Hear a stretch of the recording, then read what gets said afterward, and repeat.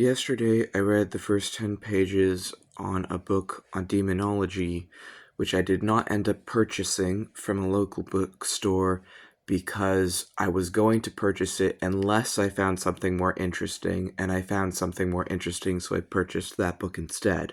However, to see if it's the kind of book that I would want to purchase, I usually read a bit of it first. And what I found interesting about this book is that it was on demonology. I am a demonologist myself. That just means someone who studies demons. So if you study demons, you're a demonologist. I'm also a demonolator, which is a bit different because that's more like devil worship. But it was a Christian demonology book, and I was curious about that because I'm ex-Christian, so I do not approach demonology the way that someone who is coming to it from a Christian perspective would, because I am ex-Christian. I am not Christian. I'm also not atheist either. I'm also an ex-atheist among other exes. Um, but I was curious to see like what it would say, and so within the first 10 pages I could tell that the way that the Christian couple in the book approach demonology is very, very different from how I do.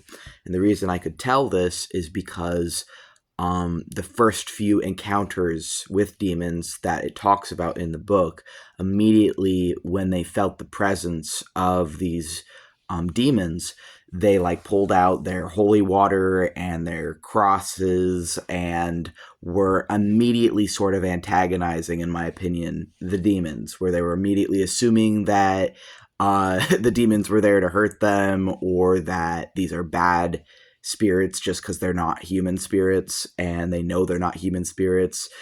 And so they were like signing crosses in the air and telling them that by the name of the God they command them to leave and stuff like that. And I find it interesting because I never do that. I never do that when I meet a spirit for the first time. When I meet a spirit for the first time, I don't assume anything about them because I don't know them. I don't care what they look like. I don't care if it looks like some black mass of shadows that's swirling around in the room with horns. I don't care if it looks like some sort of hybrid between a human and an animal, as a lot of a lot of demons to me tend to look that way. They look like a person that is like a person mixed with an animal sometimes. Like I don't know why. Just that's how my brain interprets them to look a lot of the time. But I don't like care what they look like. Like, it doesn't scare me. I just like try and talk to them, and I never assume immediately that just because they're non-human that makes them a threat. Like, the way I see it is that we're just as much a threat to them as they are to us, and if something wants to talk to me, I'll let it. I do, of course, ward my home so that I don't have random spirit encounters as much. Like, if I want to have a random spirit encounter, I can do that, but like mostly I ward my home to protect myself from like strangers or spirits that I don't know. So the spirits that I interact with on a daily basis are always spirits that I know. Um, but the thing that lets me know that like the way that I'm approaching this is very, very different from how a like Christian demonologist would approach this is that I would never immediately assume that just because a spirit is non-human, that the first thing I should be doing is trying to get rid of it. I don't assume anything until it shows me.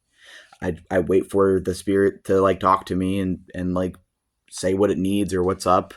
And I would say like most of the time I don't have an issue with demons. I would say usually ghosts are the ones, like if I am going to have an issue with a spirit, most of the time it's been ghosts and not demons who are the ones who give me issues. And that kind of just makes sense for me, but I'm not going to go into that. But yeah, like I just think it's interesting how like I realized immediately that I guess like people have fundamentally different beliefs on things, and that's going to change how they approach genuine spirit encounters. because someone who is coming from a religion where they're told that any non-human entities are evil, that any non-human spirits are like bad or are going to hurt them, it makes sense that they would immediately be trying to like get rid of whatever it is, or like banish or exercise whatever it is. Versus like me, I deprogrammed myself out of that belief system. I also left atheism after that because both weren't right for me. And I realized when I was having spiritual encounters that they're just as diverse as people are. Like, non-human spirits are my absolute favorite to work with because I feel like I relate to them more than I relate to ghosts on average. I relate a lot more to the average demon than I do to the average ghost.